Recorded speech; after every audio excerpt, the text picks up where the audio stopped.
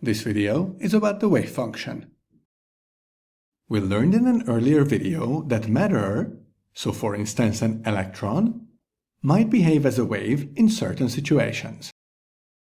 As an example, we discussed electron diffraction in crystals.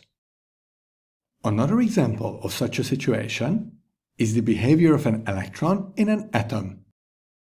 To understand what this exactly means, let's recall the Bohr model. In this model, the electrons orbit the nucleus in fixed orbit. In other words, electrons have a precisely defined position in the atom. On the other hand, Schrödinger's wave function, which is denoted by the Greek letter psi, tells us that an electron does not have a fixed orbit around the nucleus. As a side note, Schrödinger was an Austrian-Irish physicist who developed the concept of a wave function.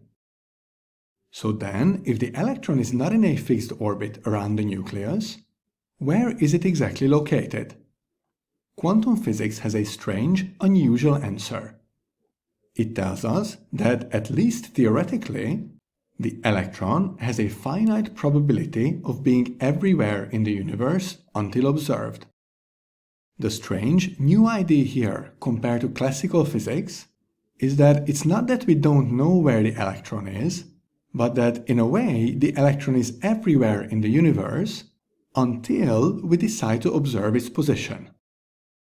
What quantum physics and Schrödinger's wave function also tell us is that it is much more probable that we will find the electron in certain places and much less probable in some other places. For example, it is much more likely that the electron is in or near one of the fixed orbits predicted by the Bohr model than, let's say, halfway between two orbits. In fact, the square of the wave function's amplitude is proportional to the probability of finding the electron in a particular region of space. Finally, when the electron is observed and its position is actually determined, we say that the wave function collapses. And in case you were wondering, yes, this basically means that nothing is real until it is observed. The formula associated with the wave function can be found in the IB Physics data booklet, and it looks like this. Here are the variables that are present in this formula. There have only been a few questions on IB Physics exams related to the wave function, and it seems that these questions focus on two main concepts. We already mentioned one, and this is that the square of the wave function's amplitude is proportional to the probability of finding the electron in a particular region of space. The other type of question is usually related to wave function graphs.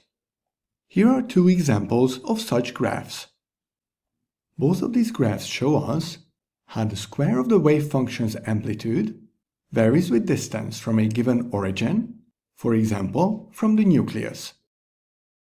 The peak of the graph shows the position where we are most likely to find the given particle, for instance, the electron. We can also see that the region where the particle might be found is much larger in the first graph than in the second graph. In other words, for the first graph, the uncertainty in the particle's position is larger than in the second graph. We'll discuss this uncertainty further in the next video. So this wraps up our discussion of the wave function. In the next video, we'll learn about the uncertainty principle.